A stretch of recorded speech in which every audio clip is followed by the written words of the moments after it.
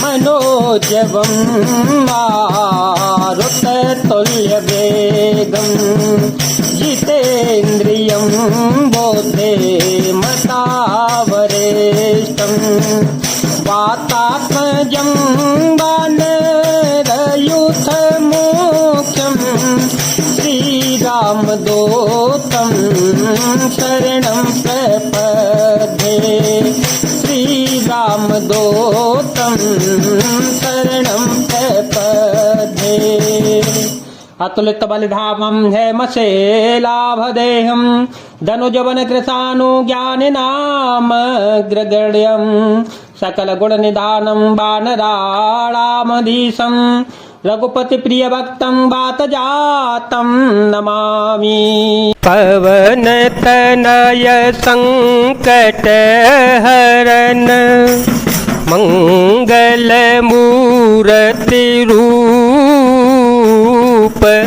राम लसन सीता सहित हृदय बसौ सुरभूप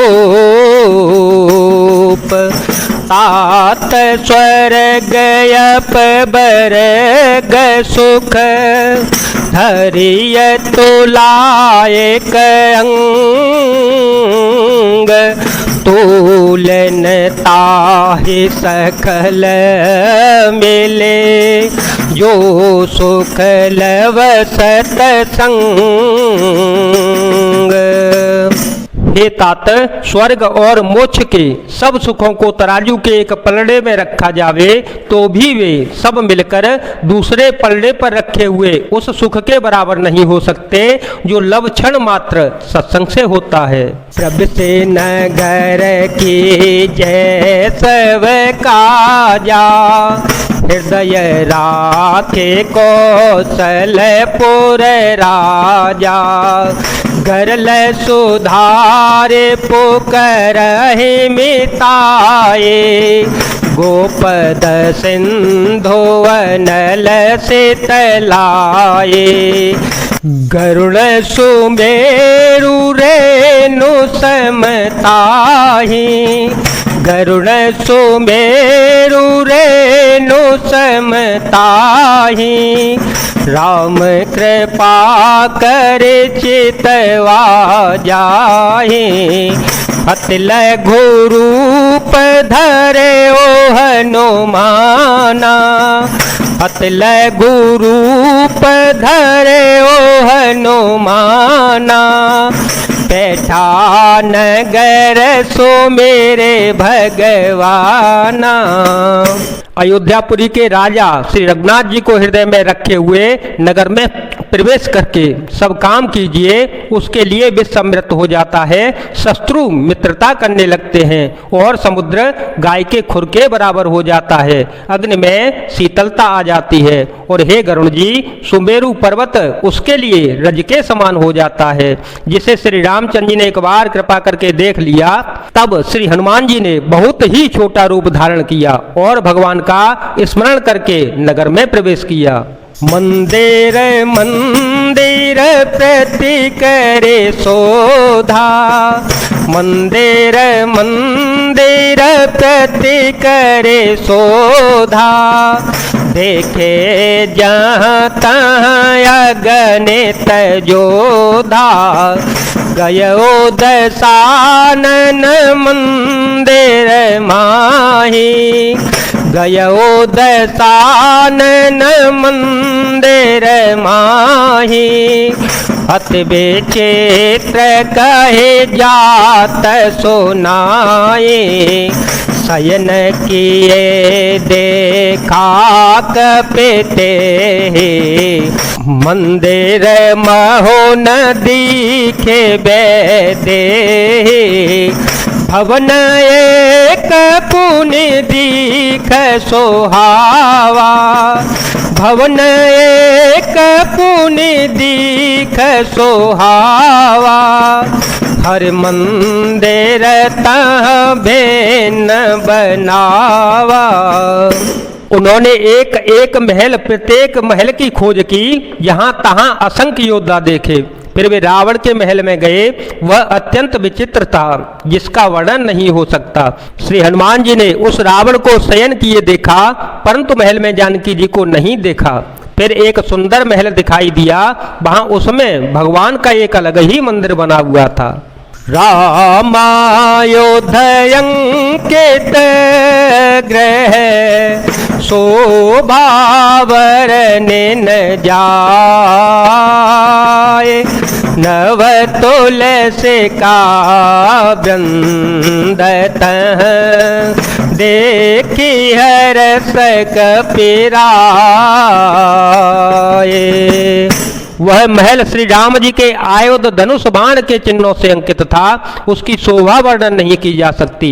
वहां नवीन नवीन तुलसी के वृक्ष समूहों को देखकर कपिराज श्री हनुमान जी हर्षित हो गए। लंका निश्चर करने वासा, लंका निश्चर करने वासा, यहाँ कहाँ सजन कर बासा, मन महो तरक कर कपिलागा, मन महो तरक कर कपिलागा, तेहि समय विभीषण जागा।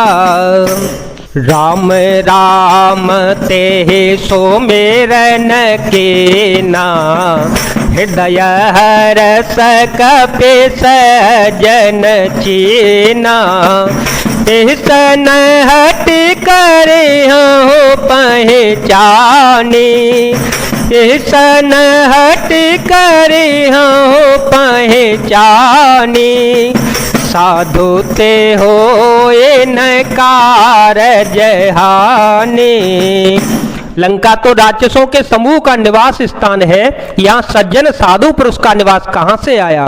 श्री हनुमान जी मन में इस प्रकार तर्क करने लगे। उसी समय विभीषण जी जागे। विभीषण जी ने राम नाम का स्मरण उच्चारण किया। श्री हनुमान जी ने उन्हें सज्जन जाना और हृदय में हर्षित हो गए। श्री हनुमान जी ने विचार किया कि इनसे हट करके अपनी ओर से ही परिचय करूंगा, क्योंकि साधु से कार्य की हानि नहीं होती, प्रत्युत लाभ ही होता है। विप्र रूप धरि वचन सुनाए, विप्र रूप धरि वचन सुनाए, सुनत विभीषण उठे तह आए, कर प्रणाम पूछी कुशलाई, कर प्रणाम पूछी कुशलाई, विप्र कहु निज कथा बुझाए, कि तुम हरिदास हम कोई, कि तुम हरिदास हम कोई, मोरे हृदय प्रीत अति होए, कि तुम राम दीन अनुरागी, कि तुम राम दीन अनुरागी, आय हो मोहि करन बड़ भागे, मंगल भवन मंगल हारे, द्रवहो सुदशरथ अजर विहारे। ब्राह्मण का रूप धरकर श्री हनुमान जी ने उन्हें वचन सुनाए।